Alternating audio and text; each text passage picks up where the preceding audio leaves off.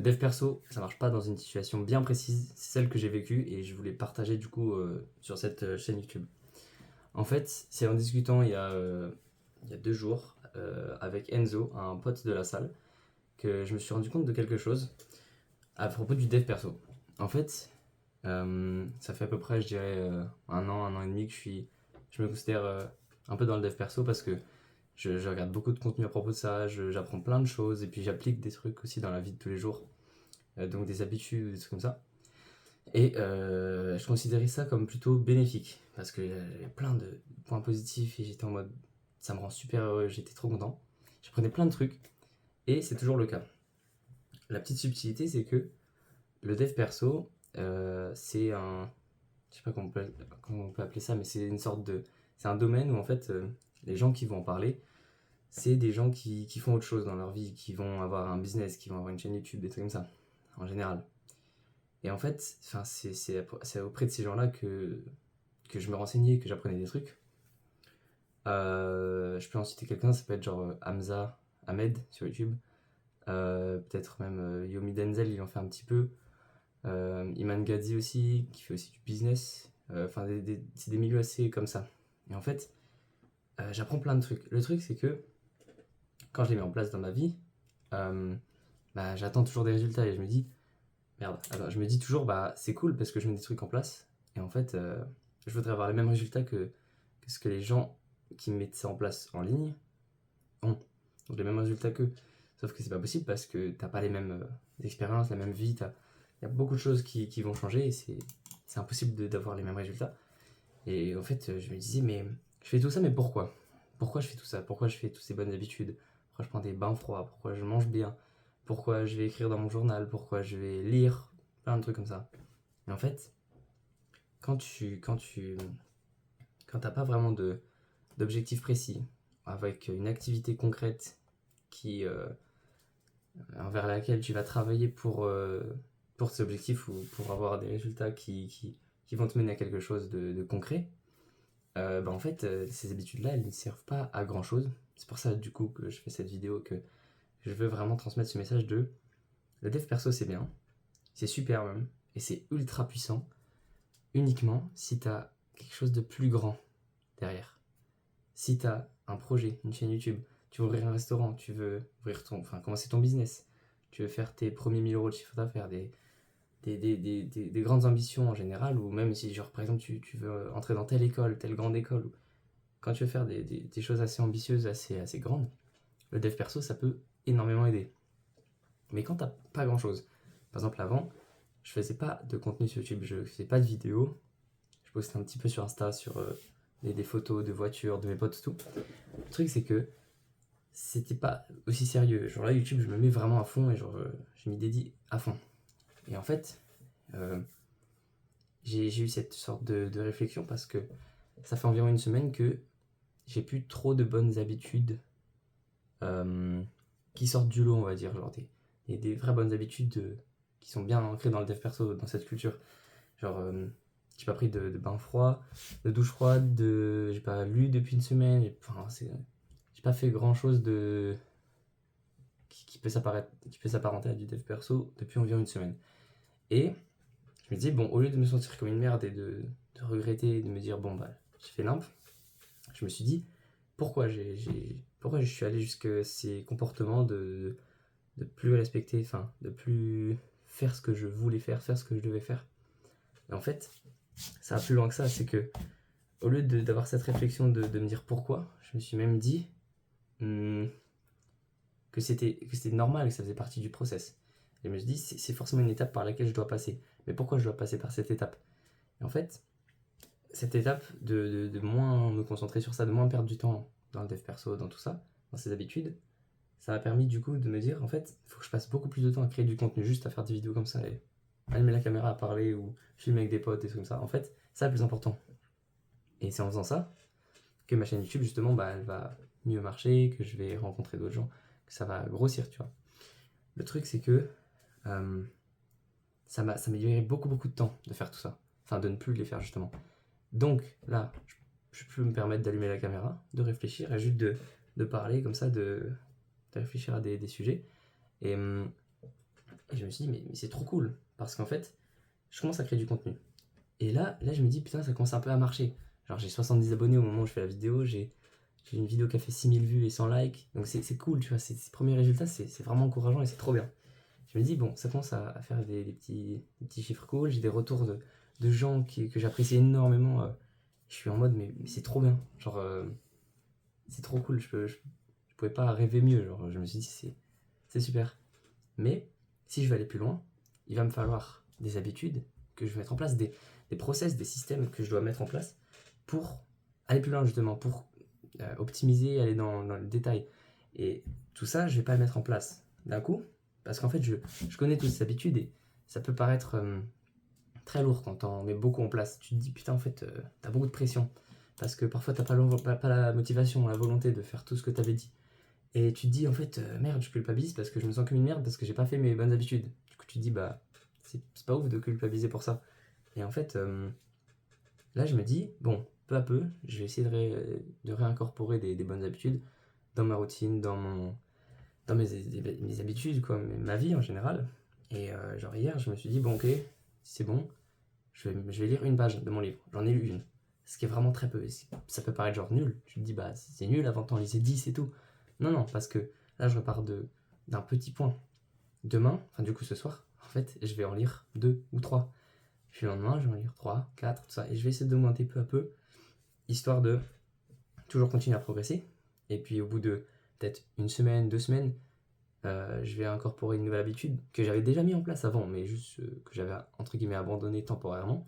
Par exemple, le journaling où je vais noter dans un carnet, genre des trucs qui me passent par la tête, juste genre mes pensées, ce que j'aime bien, ce que j'aime pas, ce pourquoi je suis reconnaissant dans ma vie, dans ma journée, des choses que j'ai pas apprécié de faire, par exemple des choses dont je suis pas fier ou justement des choses dont je suis fier. En fait, c'est ça le journaling.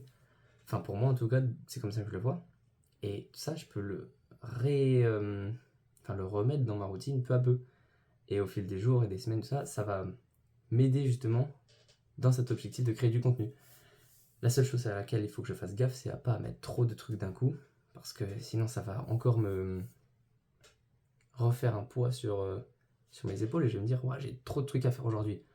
Je dois écrire dans mon livre, je dois lire, je dois prendre ma douche froide, je dois faire des trucs. Et en fait, quand t'as trop de choses, ben, tu finis par soit tout faire, mais pas à fond, ou alors tu t'optimises pas vraiment, ou alors tu fais pas du tout ou pas tout ce que tu avais voulu faire et tu peux culpabiliser. Donc c'est pas fou. Donc c'est pour ça que je me suis dit, bon, bah en fait, l'endroit par lequel je suis passé où je fais plus trop de bonnes habitudes et tout, même si ça a duré qu'une semaine, ça aurait pu durer un mois, un an. Et en fait, je suis content que ça ait duré qu'une semaine parce que j'ai pris c'est pas une décision en soi, mais j'ai pris ce petit virage. Et en fait, ce petit virage m'a ramené sur une meilleure route et là, je vais beaucoup plus vite.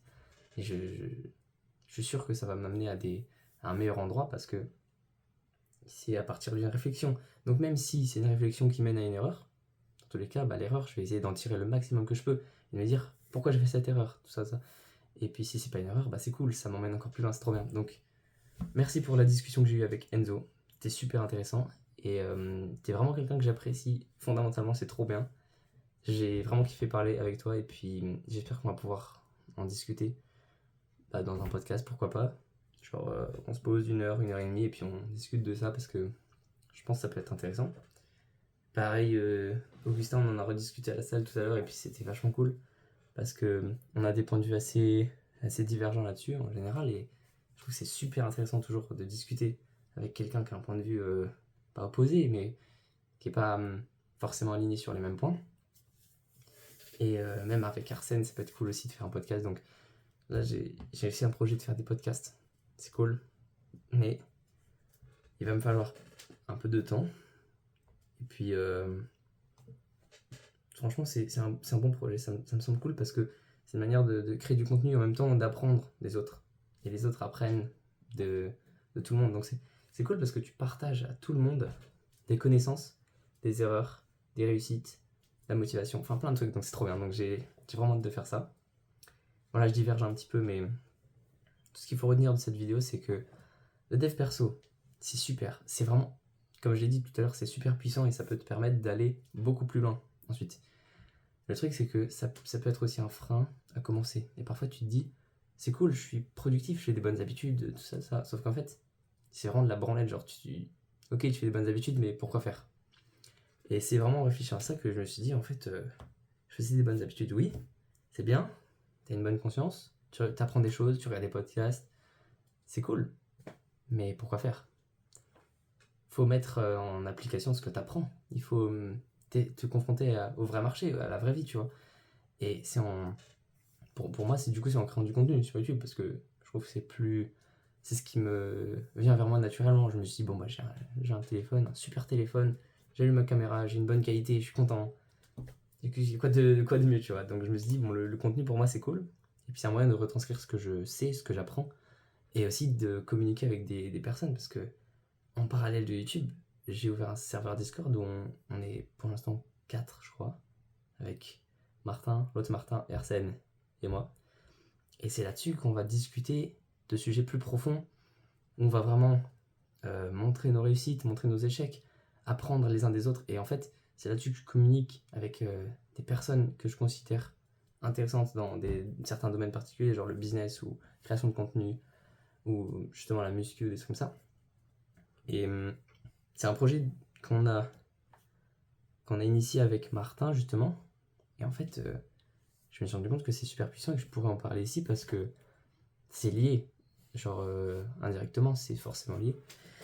Et bref, c'est trop cool. Je sais plus où je voulais en venir avec ça, mais je suis vraiment content de faire des vidéos, de parler de ça, et puis d'avoir des retours aussi de tous mes potes. Bah là, de vous qui regardez la vidéo, c'est trop cool parce que pour l'instant, il y a quoi? Il y a quelques dizaines de vues sur la vidéo, c'est pas connu, genre.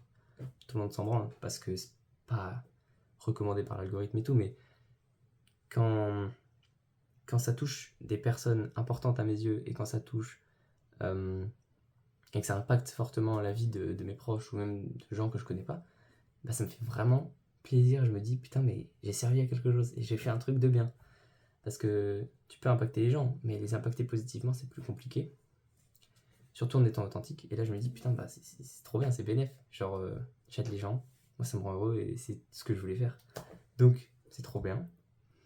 Ça fait encore un peu bizarre de parler à la caméra parce que je parle tout seul, tu te dis ouais, c'est bizarre. Sauf qu'en fait, après tu t'y habitues. Genre, là j'ai allumé la caméra, j'ai fait un premier test, j'ai bégayé au bout de 5 secondes, j'ai coupé, je viens de la refaire. Et là en première prise, donc c'est bon. Faut pas se casser trop la tête, faut pas réfléchir trop, faut juste se lancer. Faut pas être déstabilisé et distrait par tout le brouillard de dev perso et toutes les habitudes. Tout ça, tout ce qui est. Je vois, il y a des vidéos sur YouTube, c'est des tier lists d'habitudes. Quand tu te perds là-dedans, je me suis déjà perdu là-dedans, et en fait, t'es en mode. Tu penses être productif, alors qu'en fait, tu fous rien. T'es juste un consommateur de contenu. Et c'est pas ce qu'on veut, en général. Donc,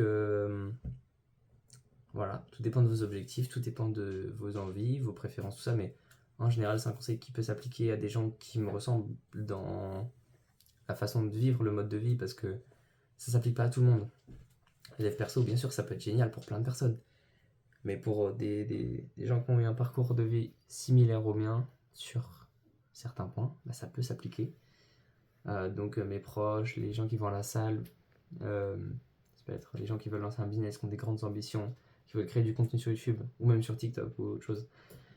Ça s'applique à beaucoup de gens, tous les gens dans le dev perso, et c'est cool parce que c'est peut-être même une manière d'initier d'autres personnes dev perso et de rendre cette communauté plus large.